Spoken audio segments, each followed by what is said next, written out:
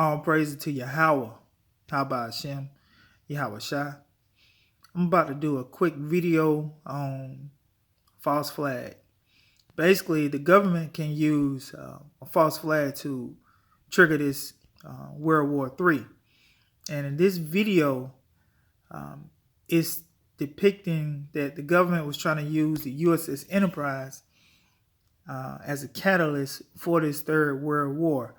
And the ironic thing was I was actually stationed on board the USS Enterprise when all of this was going down. So I know all about this video, the different articles that were circulating in reference to this. And as for this, the mindset of the crew members that were on board the ship, we had guys breaking their arms, people were getting pregnant. They was trying to do any and everything to not make this last deployment. It was crazy, when these, different, media outlets was reporting this. And we even, Wolf Blitzer and a lot of them CNN people, they didn't help any, didn't help the situation either. We had a situation on board the ship where a person died on the ship, and they said we were attacked. It's like they wanted the United States to go to war, and they will come up with all kind of false information just to try to propagate their lies and stuff like that. So what I'm about to do is let this video play. Then I got a couple articles that I'm gonna pull up where they can use the ship. It's called the Harry S. Truman. To of course, start this World War III, and I'm gonna let this guy speak for about 6 or 7 minutes. Then I'm gonna come back and wrap it up with a couple articles. I want to talk a little bit about Iran and the continuing attempts to try and manufacture a war there. As you're already aware, the European Union said it was going to be 6 months before they could stop importing Iranian oil.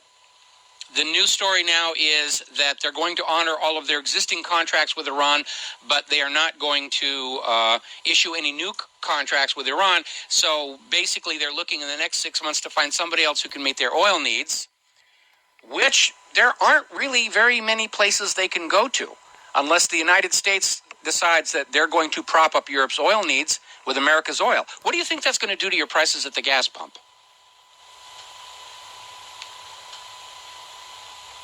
Are you ready for $10 a gallon gas so that Israel can move us one step closer to war with Iran, which would mean one step closer to war with Russia and China? I'm not. What the European Union did do is ban all trading with Iran in gold and silver, which is more symbolic than practical, and they did freeze some assets, which is fancy government speak for, we're going to steal the money that you deposited in our economy. That's what freezing assets means. You were stupid enough to leave your money in our country, we're going to grab it. What this will probably do is result in Iran starting to pull the rest of their money back into their own country, like Venezuela's been doing. Now, we talked about last week about U.S. General Dempsey, the chairman of the Joint Chiefs of Staff. He was over in Israel talking with his counterpart. And the only pronouncement to actually come out of that for public consumption is Israel will give President Obama a 12-hour notice that they're going to attack Iran. In other words, they're going to ring him up in the morning and say, the bombs start falling tonight. And they will not give the U.S. any more advance warning than that, which basically underscores the fact that Israel's in control of this war, not the United States of America. So all this talk about, we're not going to give Israel permission. Well, basically what Dempsey just came back and said, Israel isn't waiting for our permission. They're going to go, and all they'll do is give us 12 hours notice to get our ducks in a row, so to speak. Now, over the weekend, a little piece of news came in that the United States is sending another carrier to the Gulf region. They're sending the USS Enterprise. And the USS Enterprise obviously is a well-known name with Americans because of the Star Trek TV series. As a matter of fact, one of the Star Trek feature films, the Star Trek feature film number 4, was actually filmed in part on the aircraft carrier, the USS Enterprise. So Leon Panetta was sending them all off to the crew that they're going to the Persian Gulf in a direct message to Tehran. Now, the USS Enterprise is 50 years old.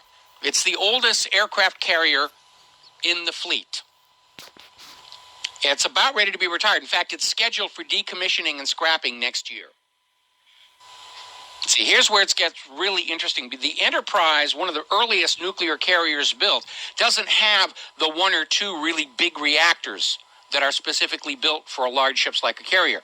So the Enterprise is powered with 8 of the little tiny nuclear reactors that Admiral Hyman Rickover developed for the nuclear submarines.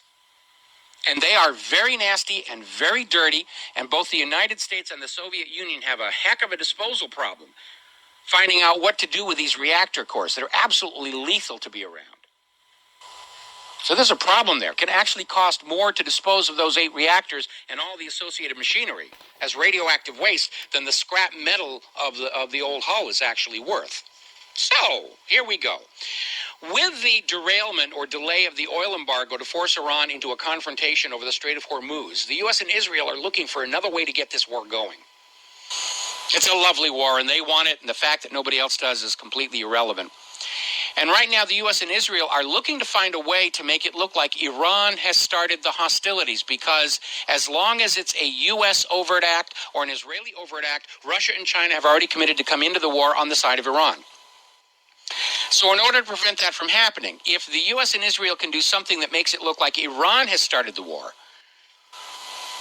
then Russia and China may stay out. Now, the governments of those countries are not going to be fooled by anything, but the general population, which doesn't want to go to war over Iran any more than you and I do, they may put enough pressure on their respective governments where the government's going to say, well, you guys shot first. We can't come in and help you on that. And so I'm expecting a false flag. And the Enterprise makes a wonderful target. Could be any ship. Could even be the Super Bowl. But the Enterprise, it's a clunker. It's an old clunker. Now, I want to set your Wayback Machine to Pearl Harbor. December 7th, 1941, and the harbor was filled with a bunch of really old, used-up ships. The Arizona was still considered combat-worthy, but was about to be basically converted for training purposes. Her sister ship, the Utah, had already gone through the conversion, was being used to train gunnery crews. That basically is it. All the modern U.S. Navy ships, the carriers and their fast escorts, were out of Honolulu Harbor, off to the southwest, out of range of the Japanese striking force when the Japanese attacked Pearl Harbor. We now know, because of those documents declassified in 1994, that the Pearl Harbor attack was not a surprise, that President Roosevelt goaded Japan into it because he needed it to look like Japan struck the first blow, even though Roosevelt had been poking at Japan for a year ahead of the time. So now we have the situation. We have the USS Enterprise, the oldest carrier in the fleet. The Navy is looking at a huge expense to decommission her and scrap her and deal with those 8 reactors. Look at how much money the U.S. Navy could save if the Enterprise were to sink in the Persian Gulf and the radioactive mess is somebody else's problem to live with. So what I'm seeing that we need to keep an eye out for, and I wrote this over the weekend, a lot of people picked up and went all over the place with it. We know Israel has these Dolphin submarines that Germany was forced to give her. We know they can launch Tomahawks, Harpoon missiles. The Israelis have their own anti-ship cruise missile called the Popeye, and of course, conventional torpedoes. These Dolphin submarines from Israel have been seen transiting the Suez Canal on numerous occasions. They could already be in the Persian Gulf right now, lying in wait for a sacrificial lamb. Because right now that Enterprise is worth more as a sacrificial lamb. Remember the Maine! Than it is as an act. Alright, I'm going to stop this video right now. So right now I'm about to go into this article. It said, why the Navy won't retire the USS Truman early.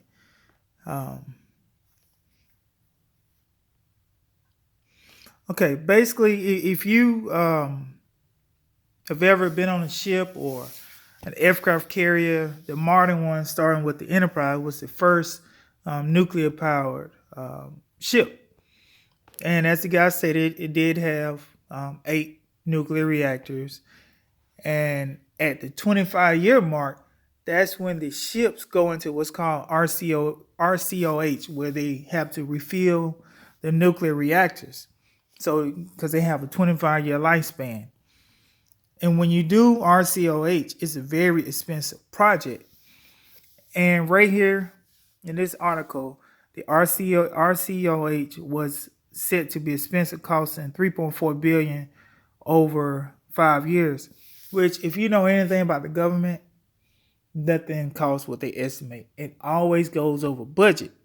So, with RCOH due to come up for the Truman, it's kind of like you can kill two birds with one stone. It's actually cheaper because we did the math. When we were on the ship, Enterprise and the Truman is in rough. They have roughly about the same amount of personnel. It'll cost a little bit over $2 billion. That's if everybody had the death policy, which you can select when you go into service, $400,000. So for 5,000 sailors, if all of them select the 400,000, it will cost $2 billion just to kill all them sailors for 5,000 men. This would save the government money and also get the Third World War, killing two birds with one stone. And I got this other article. All right, the USS Harry S. Truman is starting is what you call workups. The ship came back from deployment December 16, 2018, and right now she's starting to do her workups, which the ship has to get qualified to go back out to sea after it stays in its home port for a little while.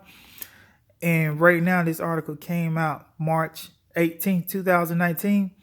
So the Truman right now is going through its workup period. And then it's going to be in port for, I'll say, about 3-4 months to work on the ship. And then I would say, if it maintains its current schedule, nothing is wrong with the nuclear reactors, it's going to go back on deployment in 2020 to more likely relieve the Abraham Lincoln whenever that ship comes back. Which this ship, if they don't want to do RCOH, it would be a perfect ship for them to sink and get their World War III started. That's pretty much it that I have for this this quick lesson. Hopefully it was edifying. Shalom.